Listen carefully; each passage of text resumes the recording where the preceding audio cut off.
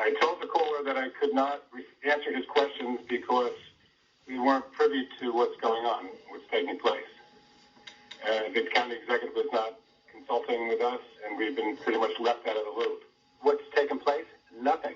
We've asked Ed and other officials to arrange for a meeting so we can look at the evidence. This is hard and cold, in your face, indisputable evidence. And raises the question, why are we excluded?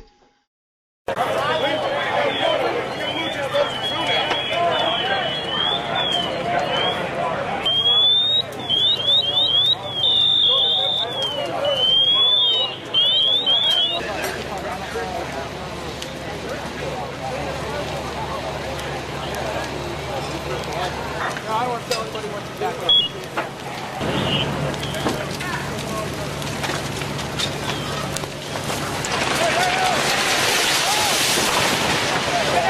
up! Back up! Back up!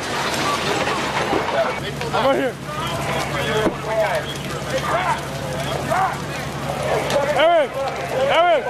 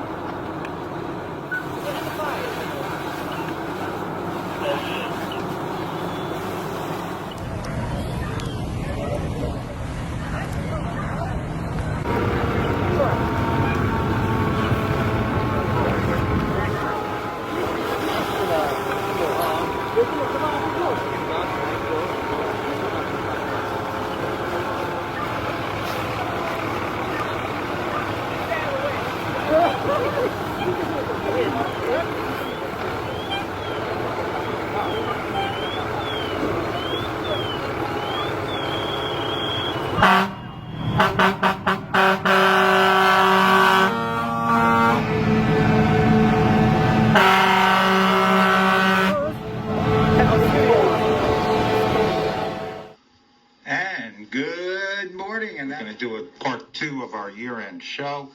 On the line is Gordon Wren. Good morning, Rockland. And Michael Miller, you're on the air, Pon?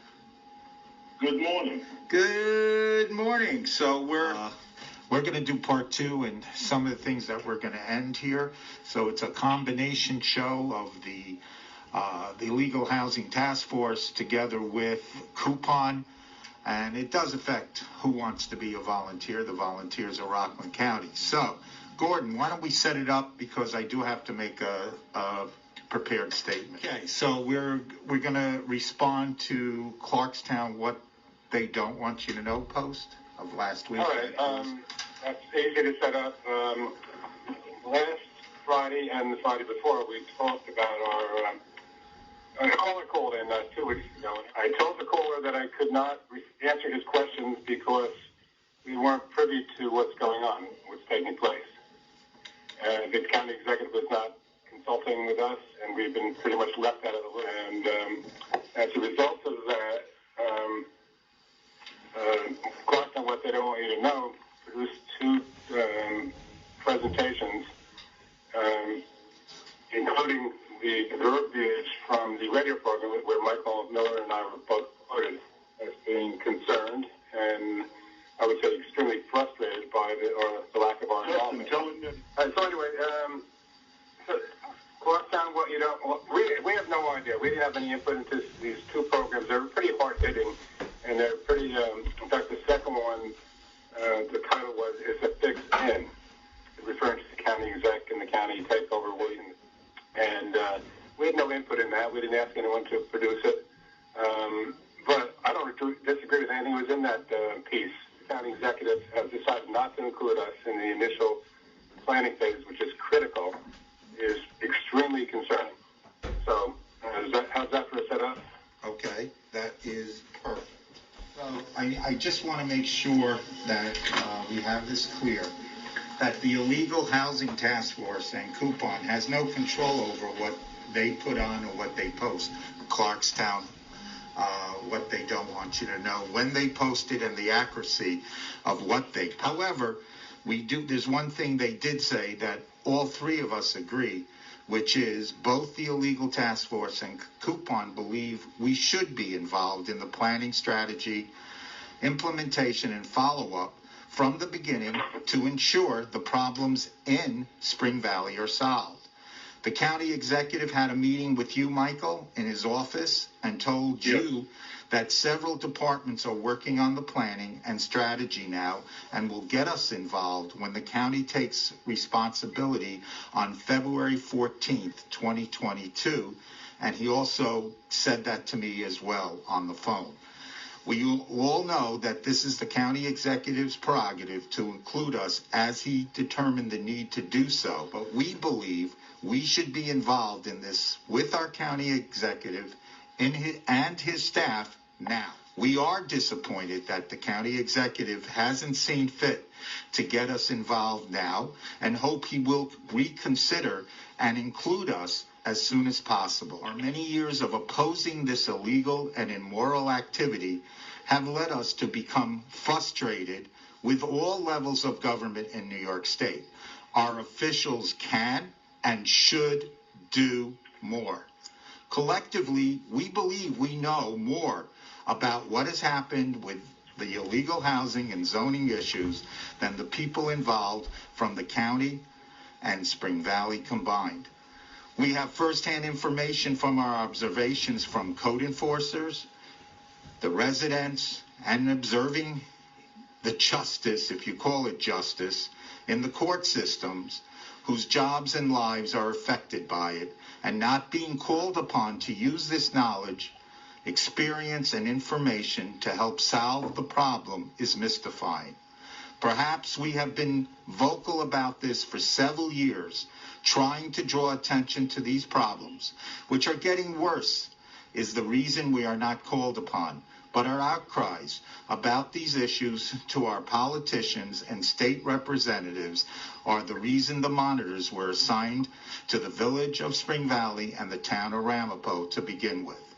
Now with this consultant that seems to be avoiding us was endorsed by the State Commissioner of the New York State Building Codes, John Adario, who we believe should be fired for dereliction of his duties for not enforcing the state code. The silence from our exclusion from this activity have our members, just like the author of the Clarkstown What Doesn't Want You to Know article or post, believing that something is wrong and raises the question, why are we excluded? Whenever solution is deployed, if it doesn't fully solve the problems, there will be issues that those involved will be held accountable. Whatever we are involved in, we will do what we have done in the past, identify the good, the bad, and the ugly contributors to the final situation. We don't respond to the Clarkstown What Doesn't Know postings to avoid exasperating and debating issues in public. Instead, we choose to address the cause of an issue with those that have it or expressed it. This situation should be one of hope and relief for all residents that past indiscretions will be addressed and solved in Spring Valley, not one of suspicions and politics that are overshadowing the glamour of a correct government action. Again, as the front and center players in this activity for years, the correct thing to do, which will be put the focus where it should be, and that is to get us involved as partners now. Let us stop the hidden persuaders. Michael? I agree with that, with your statement there, Justin. Of course, I concur. So that's all we're going to really talk about, on that. If anybody wants to call in, if there are other issues that we deem here at the end of the, we just want to make it clear. We have a difference of opinion, and I think respectfully we disagree nicely. Yeah. For the listeners, I think it's time to go public with what we've uncovered on multiple levels in government, really from the federal government, state government, county, local, all the way down. We've made a lot of things we've uncovered have nothing to do with safety and zoning and codes, et cetera, land usage. And so we passed that along to elected officials and a multitude of levels of government. And almost across the board, it's lack of action, excuses, being told we can't do it. We can't equally enforce the laws and the codes across the state of New York. So I think it's time for us to go public in a big way. And the public needs to know what's going on. Millions, tens of millions of dollars, probably billions of dollars are being misappropriated, and it's time to uncover all this. Well, when we started the coupon in Spring Valley, and under Steve White's tutelage, and they would attend. First of all, was going by and they was identifying all of the illegally converted houses and apartment buildings and things that were brought before the boards, the zoning board and the planning boards, which were totally controlled by the lawyers that was presenting for the builders on these activities. And when you say the builders well, the honest builders, but there are also a group of builders who like to cut corners, and they use a split group of attorneys who specialize in this type of skirting the law and using. Absolutely. There are some honest, straightforward residents and builders that would come forth and ask the boards for permission to change the zones a little bit so that they could accommodate their families or whatever the situation happened to be. And those we commend because there are many of them. But the ones that the majority that come forward is the situation that we have encountered over and over and over. And as we go through and we identify these shacks and bastardization of housing that they're putting people in, mainly the people undocumented and people that can't fight back. They did not have any signed agreements or leases. So if they complain, they would eject. And that goes unreported, correct? It goes unreported. And so we would report these things.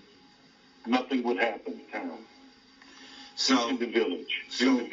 Let's get a little bit closer, and we're talking about nothing gets done.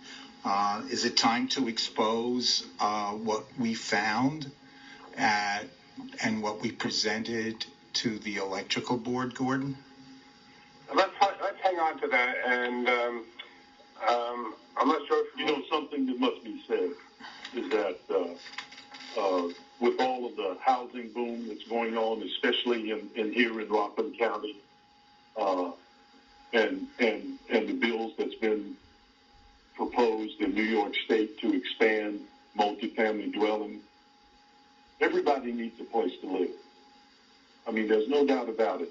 Everybody needs a place to live, but it's wrong to affect the people that have earned their stature in their home ownership over years and years and years of strife and struggle, and then all of a sudden be bombarded with multifamily dwellings around them by the laws changing willy-nilly for people that don't live here.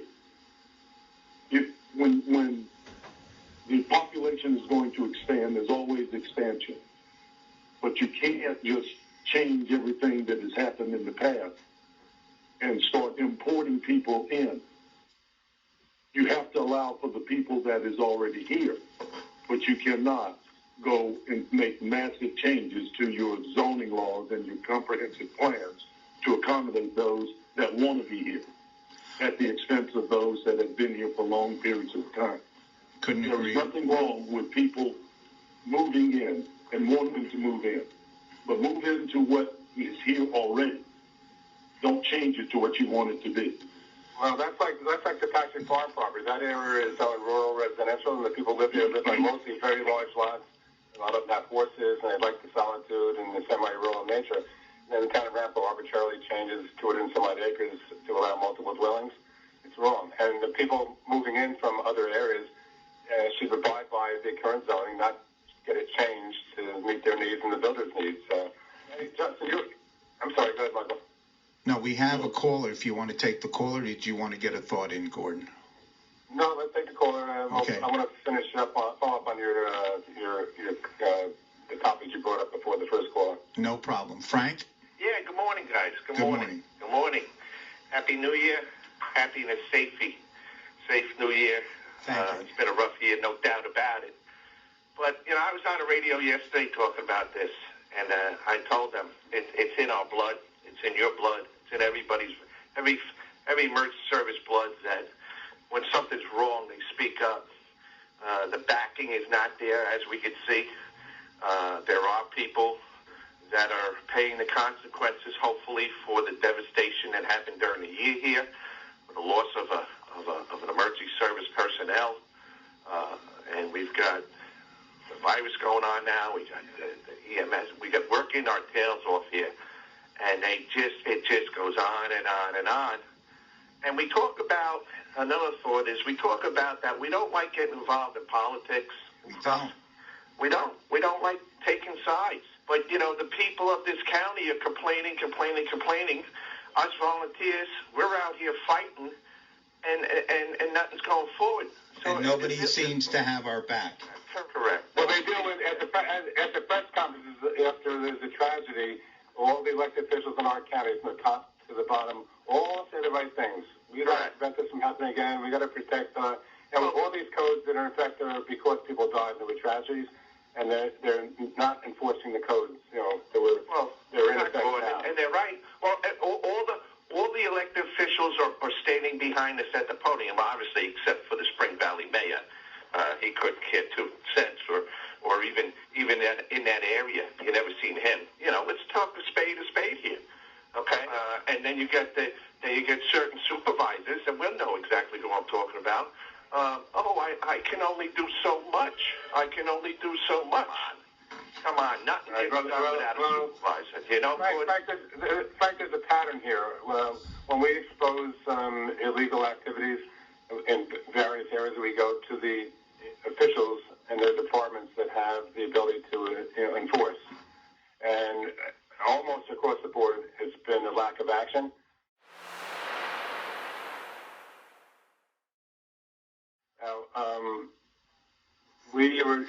Justin talked about something we have uncovered with the electrical installations in the county, which is kind of complicated. We could probably have a separate show just to discuss that. But the pattern I described. Now, we've gone to the county executive numerous times with different things we found that are improper. Like Motty supermarket was a few weeks before the fatal fire. Oh, that's a shame. That's a shame. So It's a mess. We met with something Zabrowski, who's been very supportive, and then we met with County Executive Day and his staff.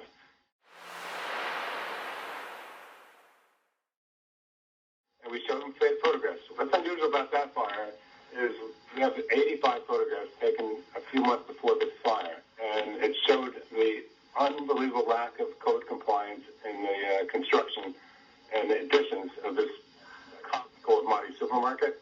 Right. And the fact, and we're able to show that the town has had this in violation almost for 40 years.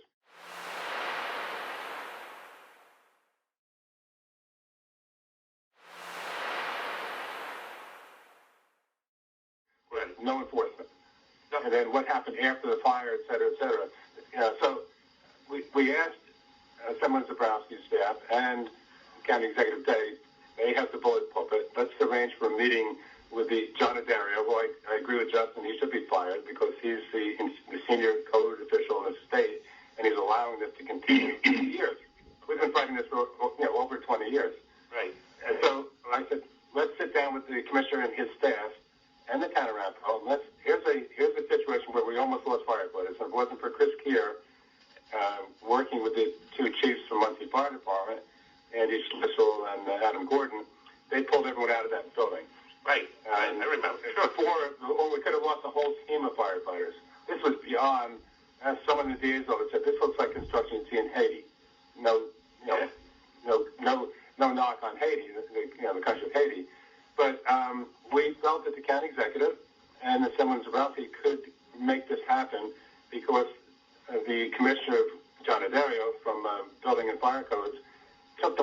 Rampo saying that they're doing a great job. They don't need any oversight. And that, yet this complex was allowed to continue. The town knew about it, allowed it to continue, putting the residents and the employees in danger, and our firefighters in danger. Oh, well, what was that, Gordon? The next day, Gordon, he's around the corner in another shanty. I'll call it a shanty. Right? Well, it was 4 days later, I think. The fire took place on 4 days later, he's got a shanty up there next to the ice rink. You know, when they took a vacant space in the old sport around the building, again, without any permits, without any approvals. And I got I think, I don't know if the Tolman Fire Department found that one, and I forget how we found out about it. The Tolman Fire Department had no idea they're in there. I believe the building department didn't have any idea they're in there. They had a big portable generator on a trailer supplying power to their coolers and freezers, I assume. And eventually, in March, they gave them a stop work order, which they ignored apparently. And I think they're in court in August, and according to a local reporter, doesn't know if they've been fined anything. Maybe they're fined $5,000. But we've been talking, Gordon, no disrespect, but this is what I'm trying to get. About a month ago now, up in Spring Valley, or up in that area there, about the state saying that the county is going to move in, possibly, and take over inspections and stuff. Well, the way we're going now, what are they going to do? Are we going to get the same BS? I'm not saying, Thank you. Okay, guys, I'll let you go. Thank you, Francos. We do have another caller. Clean the swamp. Okay, drain the swamp. Drain the swamp. There you go, Justin. Paul, you're on. Hi, yeah. I want to talk something that I hope is unintended consequences. Because you know what happens? All right, everybody needs a place to live. I know we've had a problem that the volunteers can't afford to live here. So the answer is, quote, low-cost housing. Cityfication. Turn Rockland County into New York City. Or turn it into Mount Vernon or Yonkers, I'm talking about. The only trouble is that low-cost housing, particularly if they're done without the code enforcement and on very small plots, and part of the law says you don't even have to have a garage space, they become slums.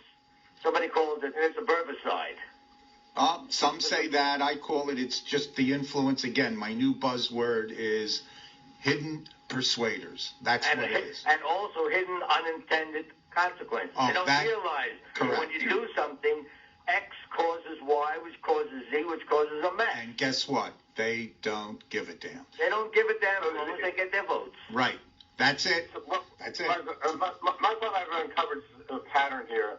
I described Orangetown with them, how they do accessory apartments. They issue a variance to their zoning board of appeals. They keep a handle on it. They monitor it. That's a smart way. What we're finding in Rampo in particular, and Spring Valley, and now several other villages, is slum landlords will buy these places, convert them illegally.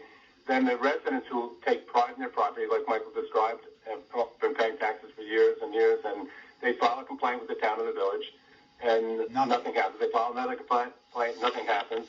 They file a complaint with the health department, maybe if they know about the program and how to do it. And they go in, they make sure they have smoke detectors and CO detectors, but the illegal apartments, legal occupancy continue, so those homeowners get disgusted and sell their house and move away. And then guess who buys the house? Now the entire street, an entire neighborhood goes downhill. Yeah. This is planned. This is planned. If you bring elected officials here are not doing their jobs. That's basically it. All right, caller, thank you for bringing that up, and we couldn't agree with you more. Definitely the volunteers need housing. People up here need housing. Well, what gets me is when you're going to start making housing low cost, which is going to bring people up here, and it's going to end up on welfare. And again, not only are we going to have our neighborhoods ruined, but we won't even have the value of the house so we can pay taxes to support the damn people on welfare. There you go. We'll leave it on that happy note. Good point. Great. Thank you. All right, Gordon, we're going to have, because I need to, what I'm doing at the end of the show. I want to do it on a more positive, but you wanted to go back to what I started in the beginning. So go ahead, Gordon. Well, we approached Ed. They had a meeting, and we showed him the photographs of Motty Supermarket.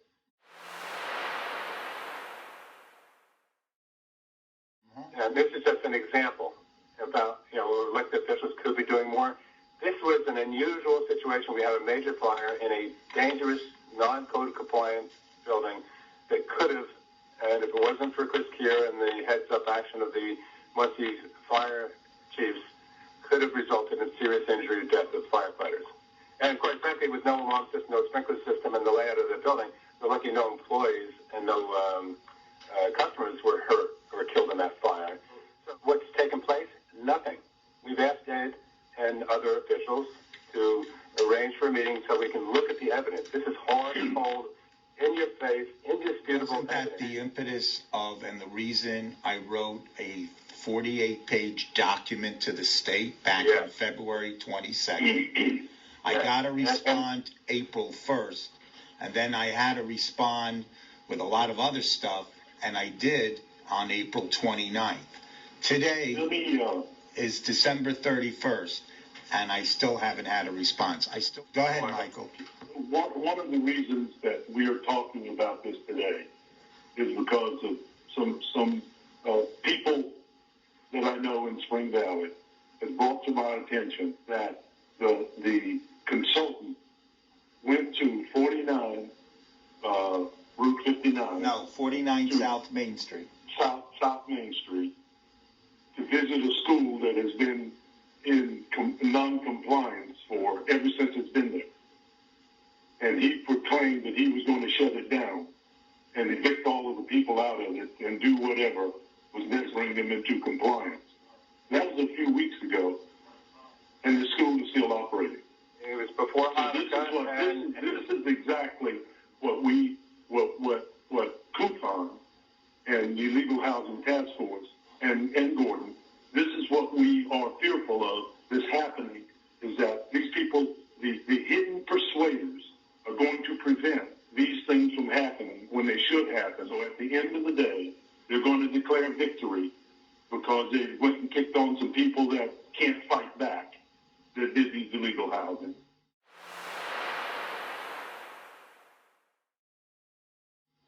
And then they're going to declare victory and blow off into the sunset just like those monitors did in Spring Valley and Rainbow. Michael, that's why we need a seat at the table now in Spring Valley, because we know what's been going on. And that property you're talking about, 49 South Main Street, a fire inspector went there several years ago. And by the way, I took the commissioner of Building and Codes there with his staff to look at that, and they agreed it's illegal. NBC News did a special on it. And then a fire inspector several years ago issued violations, said they have to be out of there. And they called the hidden persuaders, who then reach out to public officials, who then put pressure on the inspector and do not back them. And the hidden persuaders win. They know they have people in government that will do their bidding. Now we have this new sheriff in town in Spring Valley, the so-called consultant. They went there. He ordered them out. A phone call was made to the hidden persuaders. Elected officials in Spring Valley come out, and as far as I know, they're still in the building. That was before Hanukkah.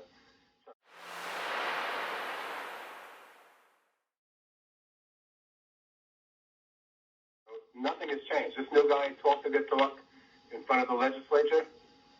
However, he's not producing. And he claimed to the same political pressure. And apparently, and he's not. He made 2 appointments to meet with me, and so far my people and his people ain't meeting.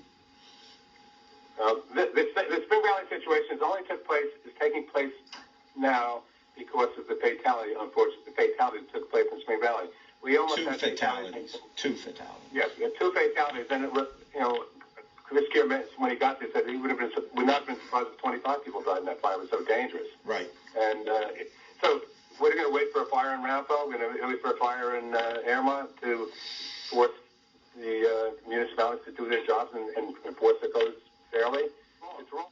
And we've been to you numerous times with these complaints, and we get a lot of lip service, but very little action. And it's not anger, it's more of frustration. That's really what it is. Frustration. That's it. And it's no different. And it's So what we're asking here, the politicians, because we've heard a number of times, well, we can't do this because the law don't allow it, and we can't do this, and we can't do this. Well, the perpetrators that is causing these problems are doing or breaking the law. So we say to our politicians, do the same thing. Seek forgiveness, not permission. Stop these people. Let them take you to court. Let them go and try to stop you from stopping them from doing their illegal stuff. And we'll stop hearing so much of this. We'll stop hearing so much. We'll stop seeing so much of this stuff once they're being held accountable, and they have to spend their money and time and interest to go into court. We're an all-volunteer organization. Both of us are, and we shouldn't have to go through this. And the county attorney is Tom Halbach is an extremely talented man. He has extremely talented, staff of attorneys, and he can, if they would direct him to do so, address most of these issues. For the most egregious stuff that's happening, Coupon and the Legal Housing Task Force is spending a lot of money hiring lawyers to file lawsuits. And that's what they want us to do. They're not going to break us. So anyway, gentlemen, I think we've taken this discussion as far. This is now December 31st. I want to end this. A good friend of mine, some of you may know, CO Leo Green, has given me permission to do this. I'm dedicating this. We had a rough year, all first responders. This is from us to you.